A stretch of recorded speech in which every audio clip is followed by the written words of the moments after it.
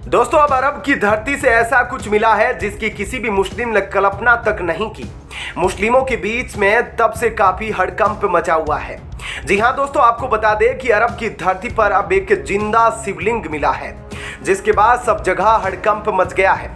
लेकिन यह कोई पहली बार नहीं है, इससे पहले भी अरब की धरती पर प्राचीन हिंदू मंदिर के अवशेष पाए गए थे। अब आपको थोड़ा इस बारे में और डिटेल में बताते हैं और थोड़ा इतिहास के बारे में भी बताते हैं कि कैसे अरब में ये सब चीजें मौजूद है और अब इनके बारे में पता चल रहा है।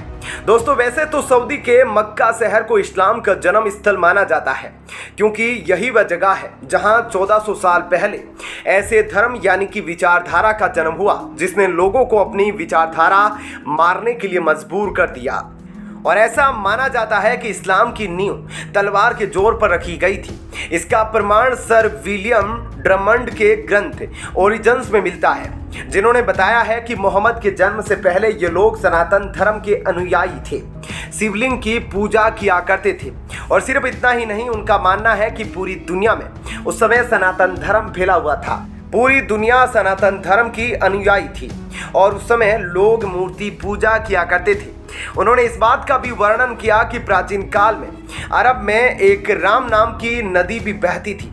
इसके अलावा एक और पुराने लेखक R.G. वेलेस ने अपनी किताब मेमोइरस ऑफ इंडिया में लिखा है कि प्राचीन काल में उत्तरी ईरान से लेकर अरब देशों तक के बड़ी संख्या में सनातन धर्म के अनुयायी रहते थे और यह किसी दूसरे देश से आकर नहीं बसे थे, बल्कि ये लोग वहाँ के प्राचीन प्रवासी थे। लेकिन जब यहाँ पर इस्लाम का जन्म हुआ तो इस्लामी खलीफाओं ने जबरदस्ती दूसरे धर्म के लोगों को मुसलमान बनने के लिए मजबूर किया और जिन लोगों ने इस्लाम धर्म नहीं अपनाया उनका कत्लेआम कर दिया और अलग अलग तरीके से इस्लाम को बढ़ावा दिया गया। आपको यह बात जानकर जरूर हैरानी होगी, लेकिन इस्लामी ज्ञानकोश में लिखा है कि काबा में पहले हिंदू मंदिर मौजूद था और उस मंदिर में 360 देवी देवताओं की मूर्तियां हुआ करती थी और मोहम्मद के दादा उस मंदिर के पुरोहित थे और वो मंदिर के आंगन में खटिया लगाकर बैठा करते थे। आपको जानकर हैरानी होगी, लेकिन इस्लाम शब्द भी संस्कृत के शब्द से बना है जिसका अर्थ होता है देवता का मंदिर। काबा प्राचीन काल में अरबों का प्रमुख विशाल यम था।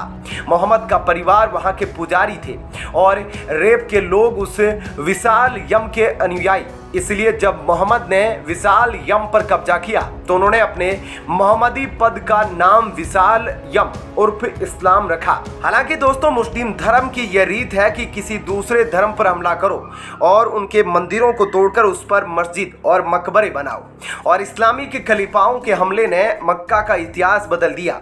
ऐसे में यह कहना गलत नहीं होगा कि इस्लाम की शुरुआत तलवार की धार पर हुई थी और इस्लाम का पालन भी तलवार के जोर पर हो रहा है। निश्चित रूप से उसका अंत भी तलवार के जोर पर होगा।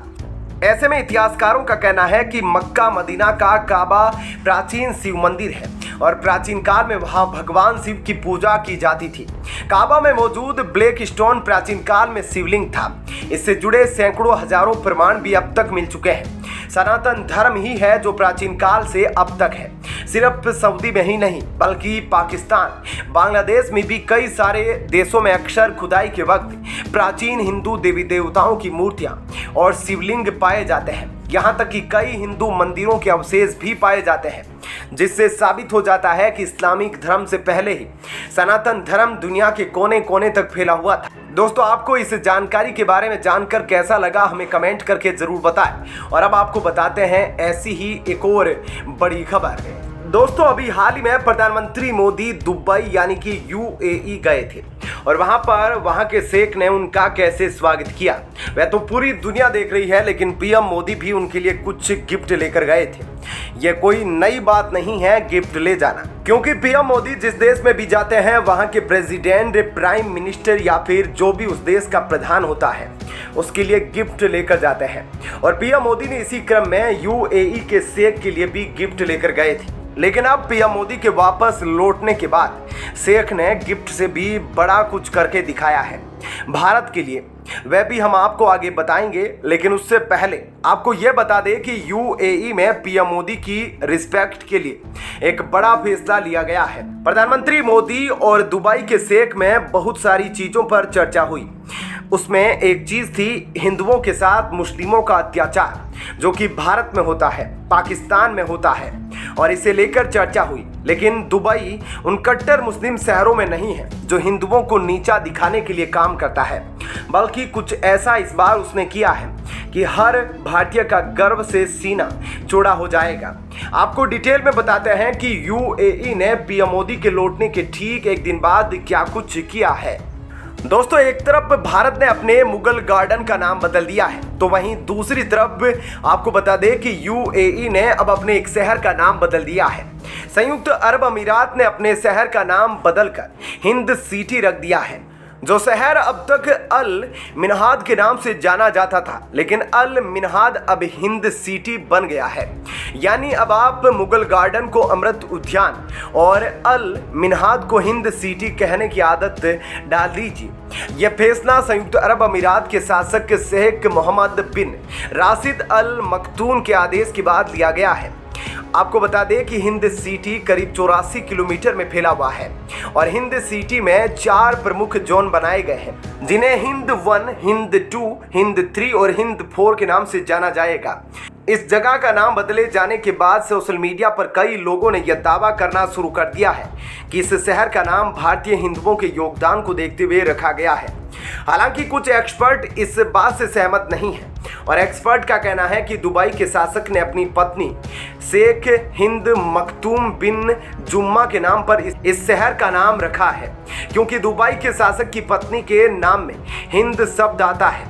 प्राचीन काल में हिंदू शब्द पूरे अरब इलाके में अक्सर लड़कियों के लिए इस्तेमाल किया जाता रहा है।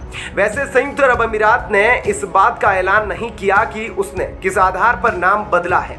इसी वजह से अब लोग सोशल मीडिया पर अलग अलग अंदाज लगा रहे हैं। कुछ लोग तो ये भी कह रहे हैं कि हिंद का मतलब 100 ऊंट भी होता है। अब जब संयुक्त अरब अमीरात ने ही शहर का नाम बदले जाने का कारण नहीं बताया, तो सोशल मीडिया पर इसी वजह से लोग अपने अंदाज लगा रहे हैं और हिंद शब्द सुनकर हिंदू लोगों को बहुत खुशी हो रही है और उन्हें खुश होना भी चाहिए। इसके साथ ही आपको यह भी याद दिला दे कि यूएई में पिछले दिनों एक विशाल हिंदू मंदिर का उद्घाटन भी किया गया था। अब एक और हिंदू मंदिर अबू धाबी में बन रहा है। संयुक्त अरब अमीरात में लाखों की तादाद में भारतीय लोग रहते हैं। ऐसे में यूएई ने जो ये फैसला लिया है, उसके बाद से हर भारतीय को खुशी हो रही है, क्योंकि ये फैसला पीएम मोदी के यूएई दौरे के बाद ही लिया गया है। आपको बताया कि प्रधानमंत्री नरेंद्र दोस्तों, ऐसे में इस खबर के बारे में आपकी क्या राय है, हमें कमेंट करके जरूर बताएं। और अब आपको बताते हैं ऐसी ही एक और बड़ी खबर। नरेंद्र मोदी के सम्मान में दोस्तों,